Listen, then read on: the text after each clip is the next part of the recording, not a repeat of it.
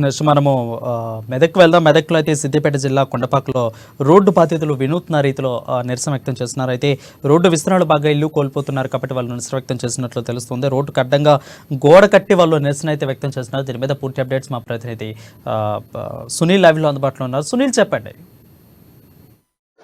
గత బీఆర్ఎస్ ప్రభుత్వంలో తప్పులు, నిర్లక్ష్యం ఇంకా కూడా కొనసాగుతున్నాయని చెప్పవచ్చు. ఆ బాధితులకు ఇంకా కూడా కష్టాలు, బీఆర్ఎస్ కష్టాలు వెంటాడుతున్నాయని చెప్పవచ్చు. తాజాగా మాజీ ముఖ్యమంత్రి, ప్రస్తుత ఎమ్మెల్యే సిద్దిపేట జిల్లాలోని గజ్వేల్ నియోజకవర్గంలో రోడ్డు భూబాధితుడు నిరసనకు దిగినటువంటి పరిస్థితి మనం చూస్తా ఉన్నాం. ఆ రోడ్డు నిర్మాణంతో ఆయనకు ఇల్లు కోల్పోవడం జరిగింది. ఎక్కడైతే తన ఇల్లు తీసుకొని ఎక్కడైతే రోడ్డు నిర్మించారో అక్కడ ప్రస్తుతం తాత్కాలికంగా ఆయన గోడను నిర్మించాడు. రాళ్లతోని గోడను నిర్మించి తన నిరసన వ్యక్తం చేసినటువంటి పరిస్థితి ఉంది. అయితే తనకు పరిహారం రాలేదు.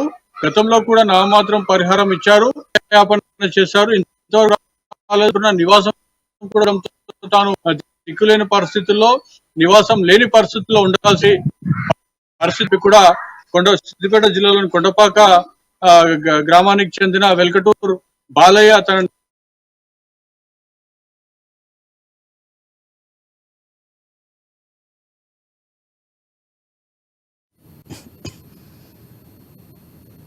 Right, thank you Sunil for the updates. Next